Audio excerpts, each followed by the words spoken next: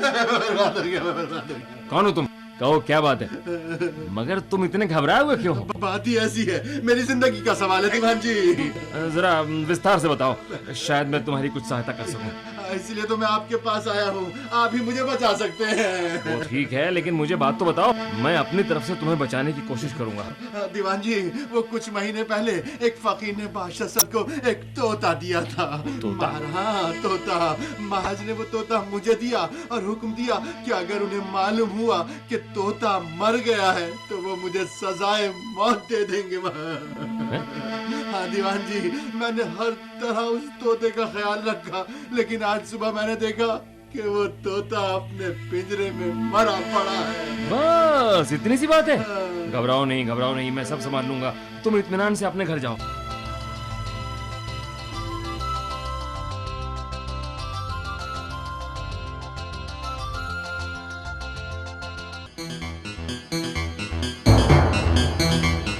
आज इतनी देर कहाँ रहे बीरबल? ये गुलाम एक तोते के दर्शन करने चला गया। तोते के दर्शन? हाँ महाबली, आपको याद होगा एक फकीर ने आपको एक तोता भेंट किया था, जिसे आपने अपने एक कृपा पात्र सेवक को दे दिया था। हाँ, याद है। महाबली, वो तोता सचमुच में एक पवित्र आत्मा है। क्या तुम्हें कैसे मालूम हुआ? अभी जब मैं उसे देखने गया तो पाया कि वो आकाश की ओर मुंह किए धरती पर लेटा है। वो अपनी आंखें बंद किए ध्यान मग्न है। क्या सचमुच ऐसा है? हाँ महाराज। और अगर ऐसा है तो हम भी उसे चलकर देखना चाहेंगे। शौक से चलिए महाबली। बीरबल, इसमें कोई शक नहीं कि तुम अक्लमंद हो, लेकिन कभी कभी इंसान को अपनी हद में रहना चाहिए। मुझे नजर आ रहा है बीरबल कि ये तोता मरा हुआ है। क्या तुम मुझे बेवकूफ समझते हो कि मैं तुम्हारी बातों पर यकीन कर लूंगा? बहाने बनाने की तुम्हें क्या जरूरत आ पड़ी? किसी की जान बचाने के लिए मुझे ये नाटक करना पड़ा। किसी की जान बचाने के लिए? जी महाबली, वो घड़ी याद कीजिए जिस समय आपने ये तोता अली को दिया था। अली, लो ये तोता हम तुम्हें दे। जी हुजूर। और सुनो, ये तोता मरना नहीं चाहिए, और अगर हमें किसी से ये खबर मिली कि तोता मर गया है तो समझ लो कि वो मेरी जिंदगी का आखिरी दिन होगा। हुजूर। तुम जा सकते हो। जी हुजूर। अब आप ही बताएं हुजूर। बीरबल, अपनी अक्लमंदी से तुमने एक बार फिर किसी बेगुनाह की जिंदगी बचा ली। हम बहुत खुश हुए बीरबल। महाबली की जय हो।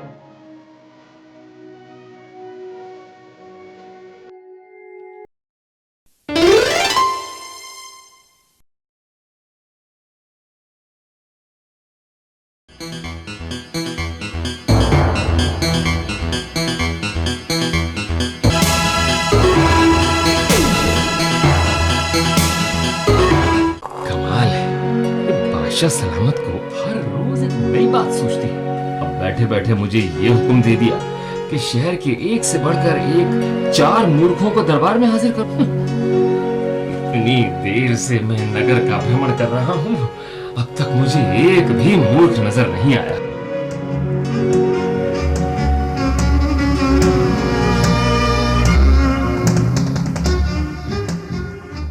ये क्या है? वो कौन है जो एक थाल में जोड़े बीड़े और मिठाई लिए दौड़ा चला आ रहा है? अरे अरे भाई सुनना। क्या है जी? ये सामान लिए कहाँ जा रहे हो? ऐसा है जी कि मेरी औरत ने दूसरा पति किया है और उससे उसको लौंडा हुआ। उससे को बधाई देने जा रही हूँ। बधाई बाद में दे आना, पहले मेरे साथ दरबार में चलो। क्यों? बादशाह ने बुलाया। चलो चलो। एक मूर्ख तो मिला।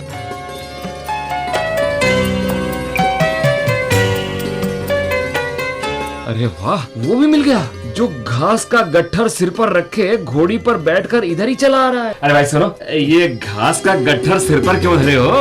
क्योंकि मेरी घोड़ी गर्भिणी है। भी गर्भिणी है? भैया तुम भी मेरे साथ दरबार में चलो, बादशाह सलामत तुमसे मिलना चाहते हैं। मुझसे? हाँ चलो आओ, चलो चलो। आ जाओ।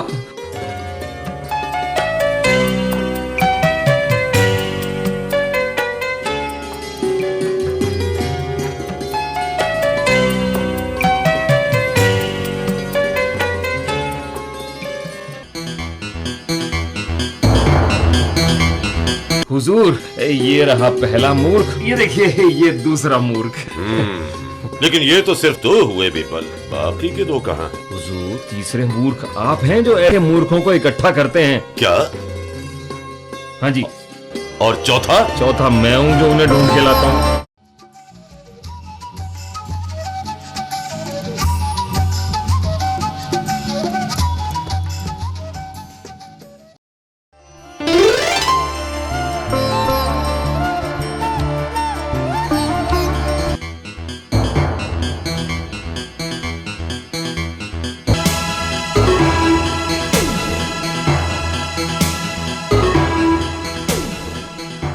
ये किसका गधा है और यहाँ दरबार में क्यों लाया गया है? इस गधे को टैक्स चोरों से जब्त किया गया है हुजूर। महाबली, ये गधा काफी समझदार लग रहा। मेरा ख्याल है अगर इसे पढ़ाया जाए तो ये जल्द पढ़ना सीख जाएगा। तो क्यों ना इस गधे की रस्सी तुम्हें थमा दी जाए बीरबल। मुझे? इसे ले जाओ और महीने भर में पढ़ा लिखा कर हमारे सामने लाओ। जो आज्ञा महाबली।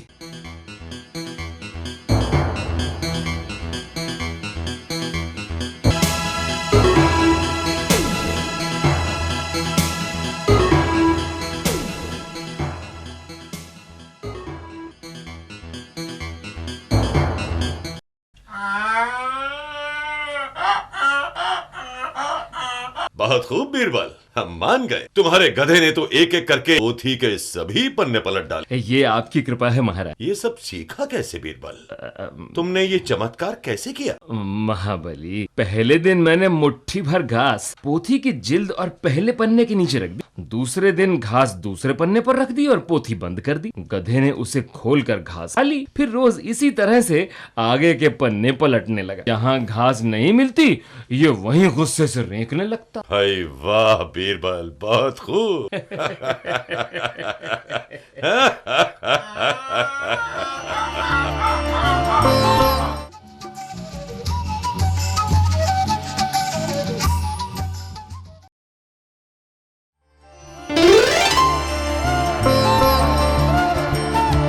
हुजूर, हुजूर, आपकी नाती शहजादी के पेट में जोर का दर्द उठा है।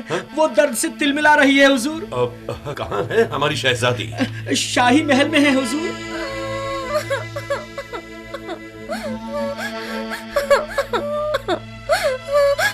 फौरन शाही हकीम को तलब किया जाए। जो हुक्म जहाँ बना। अच्छा, तो यहाँ दर्द है। नहीं, तो यहाँ दर्द है। नहीं, यहाँ भी नहीं। तो कहाँ दर्द है शहजादी? मुझे वो चांद ला कर दो तो मैं ठीक हो जाऊंगी। शहजादी, चांद तो हजारों कोस दूर है और फिर वो तो आसमान से चिपका हुआ है। हमारी शहजादी के लिए फौरन चांद मंगवाया जाए। शहजादी, तुम्हारे ख्याल से चांद कितना बड़ा होगा? ना बड़ा, इस गोले के बराबर। इस गोले के बराबर? अच्छा ये बताओ, वो बना हुआ किस चीज का होगा? चांदी का। चांदी का? अच्छा ठीक है, आप कुछ देर इंतजार करें, मैं अभी चांद लाकर आपको देता हूँ। बहुत बहुत शुक्रिया बीरबल चाचा।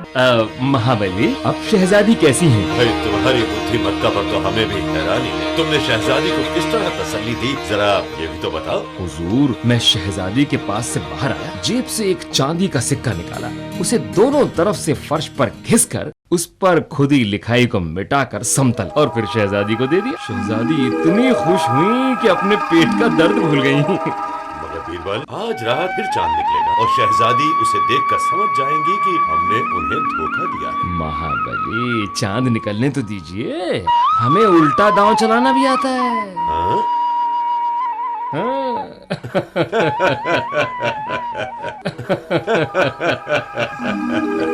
शहजादी, अब तबीयत कैसी है हमारी बच्ची? अच्छे हो नाना अब्बा। शहजादी, तुम तो कहती हो कि चांद तुम्हारे पास है, तो देखो ये आसमान में चांद कैसा है। अरे आपको इतना भी पता नहीं, जब एक चांद गिरता है तो दूसरा निकल आता है। ये नया चांद निकल रहा है चाचा।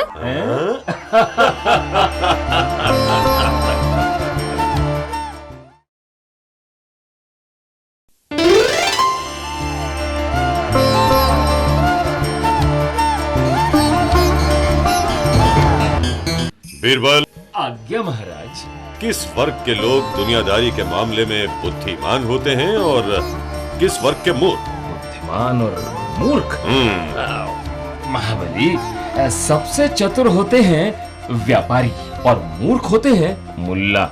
मुल्ला या मौलवी पढ़े लिखे होते हैं। महाबली, यदि कुछ धन खर्च करें तो मैं ये साबित भी कर सकता हूँ। हमें मंजूर है, लेकिन एक शर्त है हुजूर। शर्त? वो क्या? आप हमारी बातों में हस्तक्षेप नहीं करेंगे, चुपचाप शांति से सुनेंगे। चलो, हमें तुम्हारी ये शर्त भी मंजूर है। जी हुजूर। किसी मौलवी को दरबार में पेश किया जाए। जनाब मौलवी साहब, बादशाह सलामत को आपकी दाढ़ी चाहिए। मेरी दाढ़ी चाहिए? जी, इसके बदले आप जो इनाम चाहें सरकारी खजाने से आपको दे दिया जाएगा। दीवान साहब, ये तो नामुमकिन है जी। दाढ़ी तो खुदा को सबसे प्यारी होती है, इसे मैं कैसे दे दूं? सारी उम्र आप बादशाह सलामत का नमक खाते रहे हैं और आज एक दाढ़ी के लिए इनकार कर रहे हैं। इससे ज्यादा की उम्मीद आपसे क्या की जा सकती है? शायद आप बादशाह सलामत के गुस्से से वाकिफ नहीं हैं। अगर वो चाहें तो वो आपका सब कुछ जब्त करा सकते हैं। एक आप ही क्या, इस मुल्क में किसी की मजाल नहीं कि उन्हें इनकार कर सके। ये सब तो महाबली की कृपा है जो आपकी दाढ़ी की मुंह मांगी कीमत दे रहे हैं। 10 रुपये दिलवा दीजिए और ये दाढ़ी उतरवा लीजिए। 10 रुपए? ठीक। महाबली, अब इस नगर के किसी बड़े व्यापारी को दरबार में बुलवाया जाए। किसी व्यापारी को दरबार में हाजिर किया जाए। जो हुक्म जहाँपना, अकबराबाद का मशहूर व्यापारी दरबार में हाजिरी की इजाजत चाहता है। इजाजत है। मशहूर व्यापारी? हजूर जनाब। महाबली को तुम्हारी दाढ़ी की आवश्यकता है। इसके बदले तुम जो कीमत चाहोगे दी जाएगी। महाबली तो मालिक हैं, जो चाहे करवा सकते हैं।